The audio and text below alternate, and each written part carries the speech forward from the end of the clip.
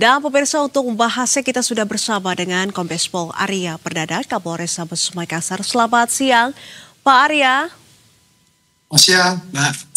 Baik, Pak Arya, langsung saja bisa Anda ceritakan terkait dengan bagaimana kronologi awal hilangnya Bilqis hingga penemuan korban di Jambi dan juga informasinya bahwa korban ditemukan di suku anak dalam di Jambi. Bagaimana proses pihak kepolisian bisa berkoordinasi hingga akhirnya menemukan korban? Ya, terima kasih, Mbak. Awalnya memang Bilqis ini diambil oleh pelaku ketika orang tuanya sedang ada kegiatan, ya, damai panas. Lalu dibujuk, ya si pelaku ini juga punya anak, diajak bermain dan kemudian dibujuk supaya ikut. Nah, setelah itu sudah ikut, baru kemudian pelaku awal ini, SY ini, memosting di Facebook tentang anak ini. Siapa yang mau mengadopsi, maka akan menghubungi si pelaku awal ini. Nah, kemudian ada yang menghubungi, datang gitu ya, dan kemudian mereka bertemu sehingga anak ini jual seangka 3 juta, ya 3 juta rupiah kepada pelaku kedua. Nah, pelaku kedua ini lalu berangkat ke Jambi melalui Jakarta. Jadi transit di Jakarta, lalu berangkat ke Jambi. Nah, setelah sampai di Jambi, lalu pelaku ini bertemu dengan pelaku berikutnya dan menjual Bilqis dengan angka 30 juta. Nah, setelah itu pelaku yang kedua ini kembali ke Jawa Tengah. Gitu. Nah, kemudian oleh pelaku yang ketiga dijual lagi kepada salah satu pihak yang ada di pedalaman di Jambi, kemudian masuk ke sana dijual dengan angka sekitar 80 juta.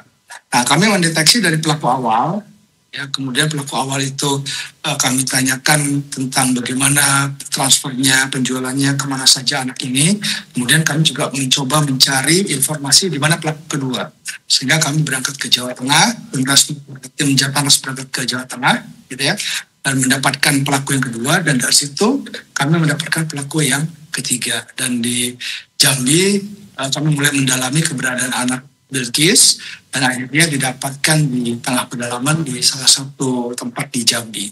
Dan dari situ kami berkoordinasi untuk menyerahkan anak tersebut. Setelah itu anak tersebut diserahkan kepada kami dan dibawa kembali ke Makassar.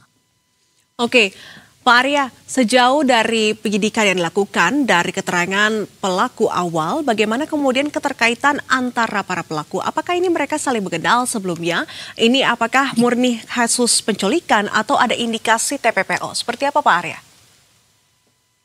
Iya, jadi dalam TPPO ini kan modusnya cukup banyak ya. Jadi ada yang mulai penipuan, ya, ada juga melalui penculikan, ada juga melalui kekerasan. Nah, salah satu modus dari TPPO ini adalah penculikan. Nah, yang dilakukan oleh pelaku ini pertama menculik dulu anaknya, kemudian melakukan penjualan terhadap orang yang tentunya sudah dipercaya.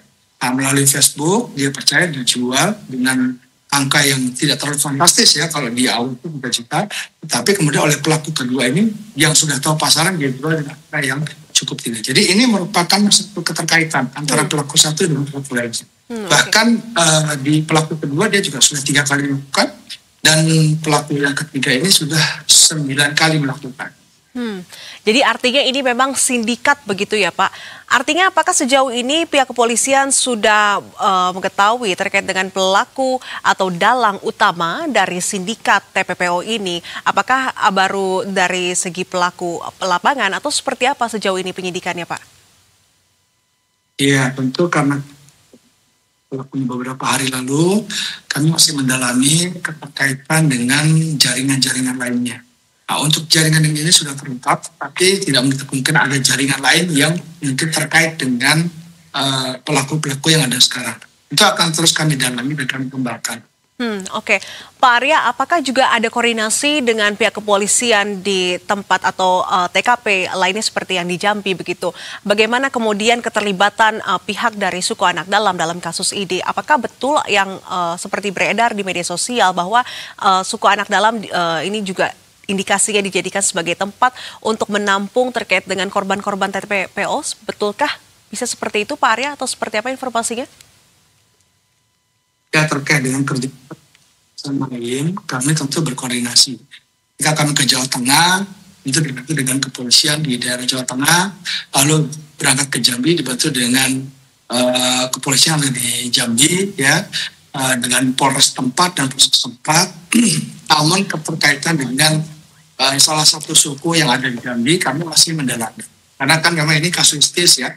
Ada informasi-informasi yang datang kepada kami akan dalami lebih lanjut. Tapi untuk kepastiannya tentu ini membutuhkan penyelidikan lebih lanjut. Baik, Pak Arya, bisa Anda sampaikan himbauan kepada masyarakat apa yang kemudian menjadi motif pelaku, serta juga bagaimana pelaku ini memilih anak yang kemudian berpotensi untuk diculik dan dijual seperti itu, agar kasus serupa ini tidak kembali terjadi di masyarakat, Pak Arya? Baik, terima kasih.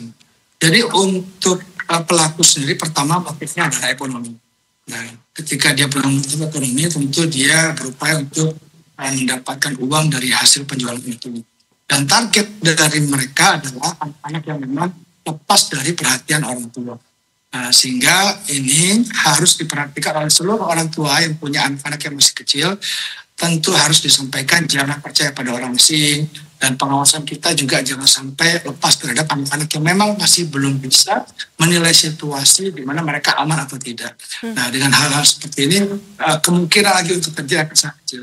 Dan tentu kepedulian dari warga setempat dan kita semua terhadap anak-anak supaya tidak lagi terjadi hal seperti itu. Baik, kita harapkan proses penyidikan ini juga bisa berjalan lancar, Pak Arya, agar pelaku ini bisa segera tertangkap dan memberantas sindikat terkait dengan TPPO tersebut. Terima kasih atas informasi serta waktunya, Kombes Pol Arya Perdana, Kapolres Sabes Makassar. Selamat sehat dan selamat kembali beraktivitas.